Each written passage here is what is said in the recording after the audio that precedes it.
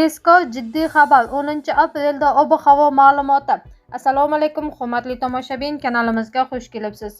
Videodan to'liq xabardor bo'lishni istasangiz, kanalimizga obuna bo'lib, video roliklarimiz ostiga bir dona like va podpisatsiya tugmachalarini bosib qoldiring.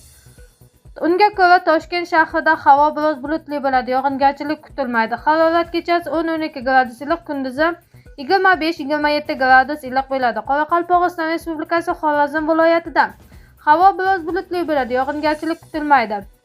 Shamol sharqdan 7-12 metr sekund tezlikda esadi. Harorat kechasi 15-20 gradus iliq, kunduzi 30-35 gradus iliq bo'ladi. Navoiy va Buxoro viloyatlari havo biroz bulutli bo'ladi, yog'ingarchilik kutilmaydi. Shamol sharqdan 7-12 metr sekund tezlikda esadi.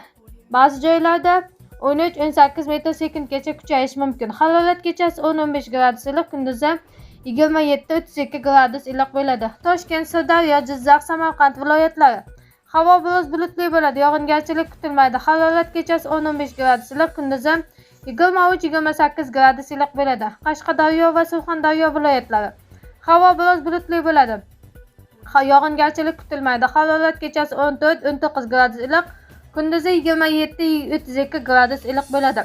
Andijon, Namangan, Farg'ona viloyatlari havo biroz bulutli bo'ladi, yog'ingarchilik kutilmaydi. Harorat kechasi 10-15 gradus iliq, kunduzi 23-28 gradus iliq bo'ladi. Respublikaning tog'li hududlarida havo biroz bulutli bo'ladi, yog'ingarchilik kutilmaydi. Sel, suv toshqinlari hodisalari yuzaga kelishi mumkin. Harorat kechasi 5-10 gradus iliq, kunduzi 17-22 gradus iliq bo'ladi. Eng so'nggi yangiliklardan birinchilardan bo'lib xabardor bo'lishni istasangiz, kanalimizga obuna bo'lib, video roliklarimiz ostiga bir dona like va podpisatsiya tugmachalarini bosib qoldiring.